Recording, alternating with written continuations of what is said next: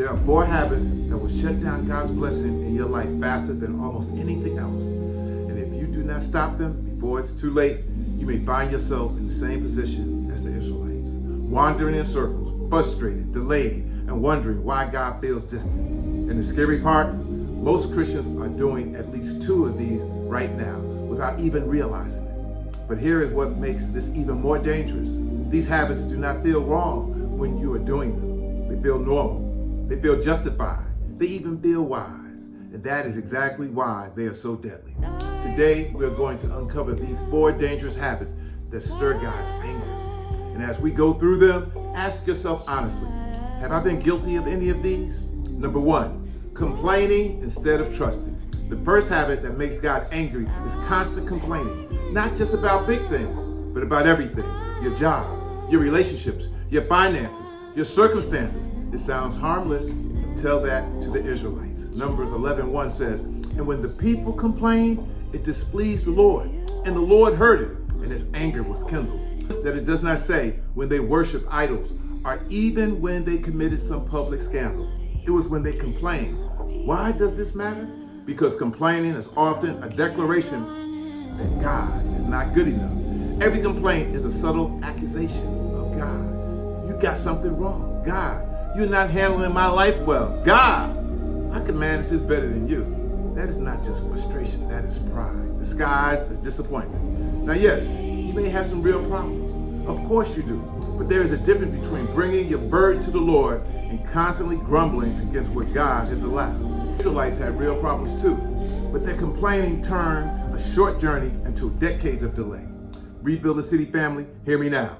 Some people are not under attack.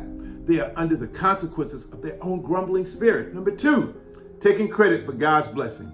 The second habit is pride in your achievements. When things go well, you forget who gave you the strength, the opportunity, the wisdom, the favor, and the breath to succeed.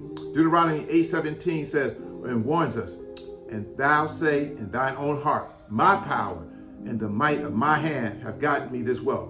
But thou shalt remember the Lord thy God, for it is he that giveth thee power to get wealth. Habit is sneaky because it feels like confidence. You work hard, you see results, and you naturally start thinking, I did that. But that kind of self-glory is dangerous. It is exactly what God had to deal with Nebuchadnezzar in Daniel 4. God drove him into madness until he acknowledged that all power, all dominion, and all success ultimately comes from heaven. When you take credit for God's blessings, you start editing God out of your testimony. And when you keep doing that, he may stop blessing the thing you are trying to claim as your own. Rebuild the City family. Never get so impressed with your own hand that you forget who put oil on it. And number 3, ignoring people in need. The third habit that stirred God's anger is becoming so consumed with your own life that you stop seeing people who really need help. Jesus made this painfully clear in Matthew 25:41. Depart from me, you cursed. I was hungry, and you gave me no meat. I was thirsty, and you gave me no drink. Let's be clear, this is not just about money. This is about being so self-absorbed, so distracted, so consumed with your own plans, your own pain, your own ambition, your own routine that you stop noticing the hurting people God placed you around. Your co-worker going through a divorce, your neighbor who just lost a job, the person at church who always sits alone, single mother trying to hold it together, young man drowning silently in depression. This habits develop slowly. Get busy with your own struggles, your own goals, your own pressures, and before you know it, you are living as if people around you do not matter. It's exactly what happened to Sodom. Ezekiel 16:49 says they were arrogant, overfed, prosperous, and unconcerned about the poor and the needy. Hear me now. When you stop caring about who is hurting around you, you are drifting away from the heart of God. Number 4, making excuses instead of obeying. The fourth and most dangerous habit is rationalization. This is when God tells you what to do, and instead of obeying clearly, you start editing the instruction. You find reasons why it does not apply to you, why now is not the right time, or why your version is better than his command. King Saul lost his kingdom because of that habit. God told him to completely destroy the Amalekites, but Saul decided to keep the best livestock so he could sacrifice it to the Lord. It sounded spiritual, it sounded reasonable, It sounded religious, but it was still disobedience. That's why 1 Samuel 15:22 says, behold, it is better to obey than sacrifice, and to hearken unto the fat of rams. And many believers are doing the same thing right now.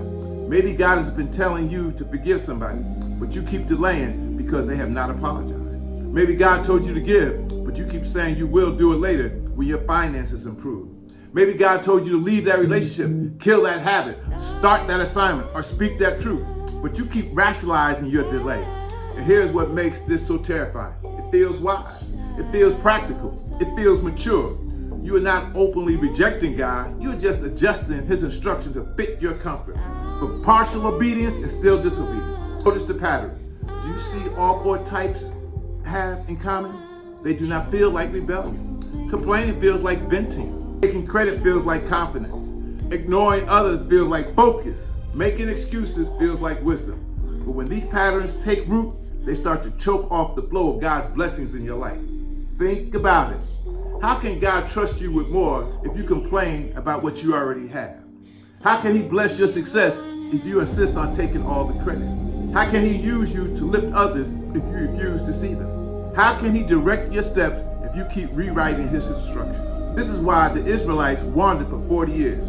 This is why some believers are stuck on stupid in the same cycles year after year.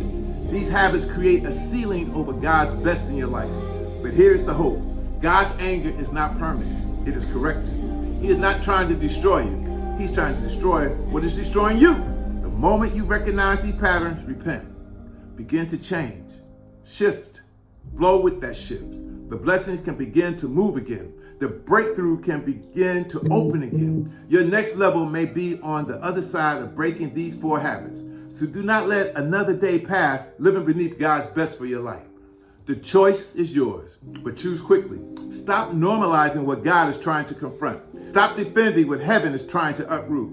And let me ask you plainly, Rebuild the City family, which of these four habits do you need to break in your life right now? Drop it in the comments. Share this message with someone who needs this warning before delay turns into destruction. Like, follow, share, and tag someone who needs this. Ready to walk in covenant, power, and clarity? Email us at info@rebuildthecity.com to get our discipleship blueprint and free deliverance tool to overcome whatever you're struggling with.